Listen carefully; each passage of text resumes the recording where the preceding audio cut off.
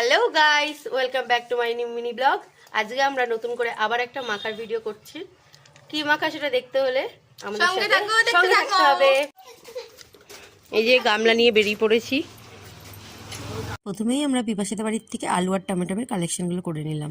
যখনই আলু টমেটোগুলো কালেকশন করতে বেরিয়েছিলাম তখন না বড্ড পুরোনো দিনের কথা মনে পড়ছিল। আগে আমরা ছোটবেলায় যখন ছোটখাটো কোনো পিকনিক করতাম তখন ঠিক এমনই করতাম।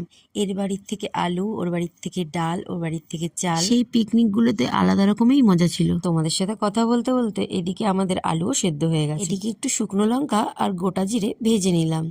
তোমরা নিশ্চয়ই বুঝতেই পারছো আজকে আমরা তাহলে কি মাখা করতে চলেছি। আলু কাবলি খাবে বলে আবার সেজে এসেছে। ওরে ভগবান, আবার নাকি টুনকুলি টুনকুলি ক্লিপ লাগিয়েছে মাথায়। ও মা গো, দেখি সোনা ওর পাশে দেখি।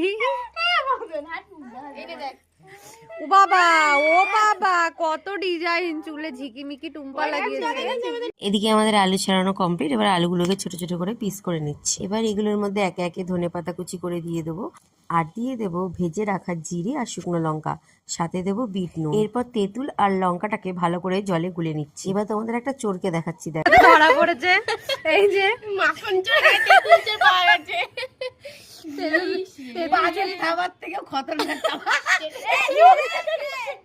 তেঁতুল চুরি করতে গিয়ে ধরা পড়েছে। এবার এই সবগুলোকে একসাথে ভালো করে মেখে নেব। চলো এবার খাওয়া যাক। খেতে কিন্তু খুব ভালো হয়েছিল, শুধু ছোলা মটরটা দিলে আরো একটু টেস্ট হতো। আজ তবে আসি, দেখা হচ্ছে নেক্সট ভিডিওতে। আমার ভিডিওগুলো ভালো লাগলে অবশ্যই লাইক, কমেন্ট আর শেয়ার করো, আর সাবস্ক্রাইব করে পাশে থেকো। টাটা।